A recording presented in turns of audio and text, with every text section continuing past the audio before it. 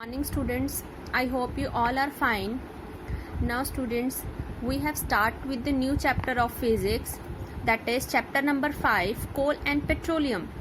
So let's start with the chapter. We use various materials for our basic needs. Some of them are found in nature and some have been made by human efforts.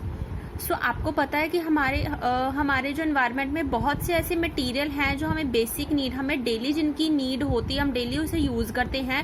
वो material natural भी हो सकते हैं and human maids भी, मतलब man made भी हो सकते हैं. तो मैन मेड कैसे हुए और नेचुरल कैसे हुए, आपने 6th और 7th में जो पढ़ा हुआ चैप्टर की 2 टाइप्स के जो मटेरियल्स हम यूज करते हैं डेली लाइफ में, वो क्या होते हैं, एक नेचुरल होते हैं एंड एक मैन मेड होते हैं. तो नेचुरल कौन कौन से आते हैं, जैसे कि सॉइल, एयर, वाटर, ये कौन से मटेरियल्स आ गए नेचुरल, जो हम नहीं बनाते बट हमें कुदरत द्वारा, हमें प्रकृति द्वारा, हमें नेचर के द्वारा हमें मिलती है वो चीज, वो होते हैं नेचुरल रिसोर्सेज. और मैन मेड जो आते हैं, जो हमें प्रकृति से नहीं मिलते, वो हम अपने जो कह लो कि अपने आराम के लिए खुद बनाते हैं. तो वो क्या आ गए, मैन मेड चीजें आ गई. जैसे मैन मेड हमारी क्या है, जैसे हमने ये पेंसिल बनाई है, ये मैन मेड है, ठीक है. और क्या आ गया मैन मेड हमारा, जैसे हम बेड बना रहे हैं, हम यूज नेचुरल रिसोर्सेज को कर रहे हैं. जैसे हम पेंसिल बना रहे हैं तो इसे वुड का यूज कर रहे हैं, बट बना हम अपने फायदे के लिए, कौन बना रहा है, मैन मेड, ये हम बना रहे हैं ये. So does these list included air, water, soil and minerals. तो हमें पता है कि इस लिस्ट में जो आएगा नेचुरल थिंग कौन कौन सी आएंगी, इसमें आएगा एयर, वाटर, सॉइल और मिनरल्स आएंगे जो हमें नेचर से मिलते हैं. Since all these are obtained from nature, they are called natural resources. तो हमें ये कहाँ से मिलते हैं, नेचर से मिलते हैं, इसलिए हम इसे क्या कहते हैं, नेचुरल रिसोर्सेज कहते हैं.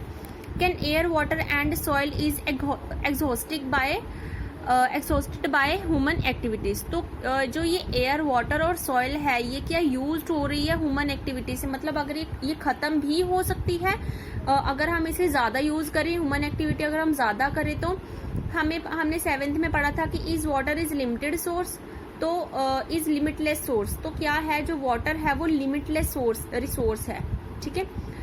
In the light of the availability of various resources in nature, natural resources can be broadly classified into 2 kinds.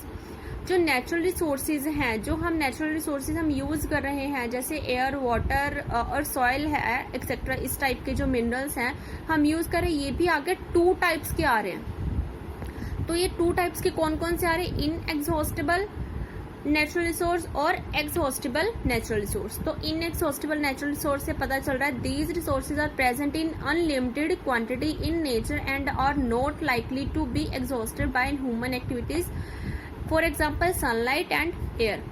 तो इनएग्जॉस्टेबल जो नेचुरल रिसोर्सेज है वो रिसोर्सेज हैं जो अनलिमिटेड क्वांटिटी में है, मतलब उनकी क्वांटिटी लिमिट नहीं है कि इतना हम यूज करेंगे तो ये इतना यूज करके खत्म हो जाएगा. वो अनलिमिटेड है, मीन्स हम उसे कितना भी यूज कर सकते हैं, वो खत्म नहीं होंगे. जैसे for example sunlight and air है, वो कभी भी हम इसे सनलाइट को जितना मर्जी यूज करें, सन ने निकलना ही है. सन अगर आएगा तो सनलाइट भी आएगी, तो वो कभी खत्म नहीं होगा. एंड एयर भी, एयर हमारे बीच में प्रेजेंट ही रहेगी, चाहे हम उसे गंदा करते, चाहे उसे पोल्यूटेड कर देते, बट एयर तो है ना वो. तो सेकंड आ गया एग्जॉस्टेबल नेचुरल रिसोर्सेज. तो बस इनएग्जॉस्टेबल के जो ऑपोजिट है वो ये आ गया, the amount of these resources in nature is limited. जो इसकी अमाउंट है, एग्जॉस्टेबल जो नेचुरल रिसोर्स है, इसका मतलब है कि इसके अमाउंट जो है, इन रिसोर्स की अमाउंट लिमिटेड है. अगर हम इसे थोड़ा सा भी ज्यादा यूज करें, अपनी जितना हमें चाहिए उससे थोड़ा सा भी आगे यूज करें, तो ये खत्म हो जाएंगे जल्दी. They can be exhausted by human activities. तो ये फटाफट खत्म हो जाएंगे अगर हम इन्हें अपनी एक्टिविटीज अपनी डेली लाइफ में यूज करें. Example of these resources are forest, wild life, minerals, coal, petroleum, natural gas etcetera. तो इनके एग्जाम्पल हमें कौन सी दी, फॉरेस्ट खत्म हो रहे हैं, हम वुड कहाँ से लेके आ रहे हैं, फॉरेस्ट से लेके आ रहे हैं, तो वहां से वुड खत्म हो रही है, मतलब ट्री खत्म हो रहा है. अगर ट्री फॉरेस्ट बनता किससे, ट्री से बनता. अगर ट्री ही नहीं है तो फॉरेस्ट भी नहीं है. सो हमारी नेक्स्ट एक्टिविटी है, ये एक ग्रुप एक्टिविटी है. इसमें बोला गया take some container fill with popcorn, peanuts, roasted grams, toffee. Divide students into groups of 7 each. हमें बोला गया हमें एक कंटेनर लेना है, उसमें हमने क्या पॉपकॉर्न, पीनट्स और टॉफीज वगैरह एक्सेट्रा पूरी भरनी है उस कंटेनर में, और स्टूडेंट्स की 7 बच्चों का एक ग्रुप बनाना है। तो ठीक है, तो further divide each group into 3 सब ग्रुप्स कंटेनिंग 1, 2 और 4 स्टूडेंट्स। जो 7 ग्रुप हमें मिले हैं, 7 ग्रुप को आगे हमने 3 ग्रुप्स में डिवाइड करना है। एक में 1 बच्चा आएगा, दूसरे में 2 बच्चे आएंगे एंड तीसरे में 4 बच्चे आएंगे। ये डिवाइड हो गया। उसके बाद आगे label them as first, second and third generation. तो ये आगे हमारी फर्स्ट जनरेशन, फर्स्ट है, ये 2 है तो सेकंड जनरेशन, ये 4th है तो थर्ड जनरेशन है। These subgroups represent the consumers as population is growing। तो ये जो सब ग्रुप्स हम डिवाइड करें, ये हम जनरेशन को हम बता रहे हैं कि जनरेशन जो है आगे आगे बढ़ती जा रही है।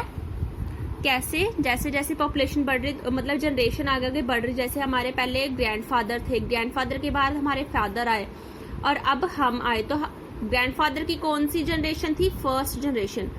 हमारे फादर की सेकंड जनरेशन और हमारी कौन सी आ गई? Third generation. तो पहले ग्रैंडफादर के भी जैसे मतलब जैसे उनके बच्चे होते हैं, उनके जैसे फादर हो रहे हैं, फादर उनके काफी सारे भाई हो रहे हैं, सिस्टर्स हो रही हैं, और उनके बाद हम हो रहे हैं। तो हमारी जनरेशन क्या है? बढ़ रही है ना।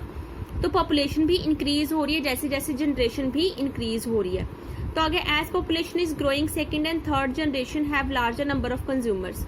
तो हमारे पास आते थे, हमारी जो कंज्यूमर्स है वो ज्यादा से ज्यादा हो रहे हैं। Put 1 full container for each group on table. तो तीनों जो ग्रुप हैं उनके सामने हमने ये कंटेनर तीनों के पास रख देना, अलग अलग container. Ask consumer of the first generation for each group to consume eatable from the container of their group.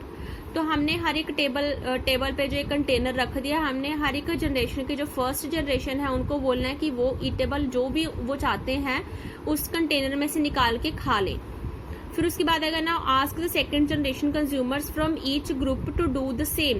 तो ऐसे जो चीज बची उस कंटेनर में से हमने सेकंड जो जनरेशन वाले 2 पर्सन जो है सेकंड ग्रुप में, सेकंड सब ग्रुप में, हमने उनको बोलना है कि वो खाएं उसमें से। So ask student to observe carefully the availability of eatable in each container. तो हमने ध्यान से देखना है कि फर्स्ट और सेकंड जनरेशन के खाने के बाद कंटेनर में कुछ बचा है या नहीं। If something is left in the container ask third generation from each group to consume. अगर तो बचा है तो हमने थर्ड जनरेशन को बोलना है कि वो खाए, अगर नहीं बचा तो now finally observe whether all the consumers of the third generation go to the eatable और नोट। अब हमने देखना है कि जो तीनों ग्रुप्स के जो थर्ड जनरेशन है, थर्ड जो ग्रुप आ रहा है, उनके लिए खाने के लिए कुछ बचा भी है या नहीं बचा है। Also observe if anything is still left in any of the container. अब हमने ये भी देखना है कि थर्ड जनरेशन के खाने के बाद भी क्या कुछ कंटेनर में बच रहा है या नहीं बच रहा। Assume that the eatable in the container represent the total availability of an exhaustible natural resource like coal, petroleum और natural gas। हम लेट कर लेते हैं कि कंटेनर में, वही कंटेनर में जहाँ पे हमने टॉफी और चॉकलेट्स, पॉपकॉर्न एक्सेट्रा रखे थे, अगर वहीं पे उस कंटेनर में हम रख दे ये एग्जॉस्टेबल जो नेचुरल रिसोर्सेज है उन्हें रख दे, जैसे कोल, पेट्रोलियम और नेचुरल गैस इस कंटेनर में फिल कर दे। ईच ग्रुप में have a different consumption pattern. तो सबका जो खाने का या सबका कंज्यूम करने का जो तरीका है वो सबका अलग अलग है। Are the earlier generation of any group too greedy. या तो जो पहले की जनरेशन थी वो बहुत भूखी थी। In it may be that the earlier generation in some group were concerned about the coming generations and left something for them. तो कुछ जनरेशन्स को पता था, जैसे जो फर्स्ट जनरेशन है उनको पता था कि हमारे जो आगे जो बच्चे होने हैं, जो आगे जनरेशन आनी है, उनको खाने के लिए हमने, उनको यूज करने के लिए हमने कुछ जो नेचुरल रिसोर्सेज हैं वो छोड़ने हैं। तो उन्होंने अपना लिमिटेड यूज किया। एंड सेकंड जनरेशन ने भी सोचा कि हमने जो नेक्स्ट हमारी जनरेशन आएगी उनको भी यूज करने के लिए कुछ छोड़ना है, तो उन्होंने भी कुछ छोड़ दिया। इसलिए जो बचा हुआ पार्ट है वो हमारे पास आया। बट कुछ क्या होते हैं, कुछ जो जनरेशन है वो सोचते हैं कि नहीं, हमें जो मिल रहा है हम वही कंज्यूम करेंगे। वो नहीं सोचते कि हमारी नेक्स्ट जनरेशन के लिए भी वो छोड़े या ना छोड़े। इसी कारण हमें कुछ को वो हम यूज कर सकते हैं बट कुछ यूज नहीं कर सकते। In this chapter we will learn about some exhaustible natural resources like coal, petroleum and natural gas. These were formed from the dead remain of living organism fossils, so they are called known as the fossil fuels. तो हमें इस chapter में हमने यही इसके बारे में exhaustible जो नेचुरल रिसोर्सेज है उनके बारे में पढ़ना है। वो कौन से रिसोर्सेज है, कोल, पेट्रोलियम और नेचुरल गैस है, हमने इनके बारे में पढ़ना है। और ये कहाँ से बनते हैं, दे फॉर्म्ड फ्रॉम डेड रिमेन्स और लिविंग ऑर्गेनिजम्स। वो कहाँ से, मतलब जो ऑर्गेनिज्म मर जाते हैं उनके जो डेड बॉडीज हैं उनसे ये जो एग्जॉस्टिबल जो रिसोर्सेज है वहां से बनते हैं। और these are known as fossil fuels. तो इसे क्योंकि कहाँ से बन रहे, फॉसिल से बन रहे हैं, वो जो डेड रिमेन ऑर्गेनिज्म जो रह जाते हैं हमारे लिए यूजफुल नहीं होते वहां से बन रहे हैं, तो इनका नेम ही हमने क्या रख दिया, फॉसिल फ्यूल्स रख दिया इनका नेम।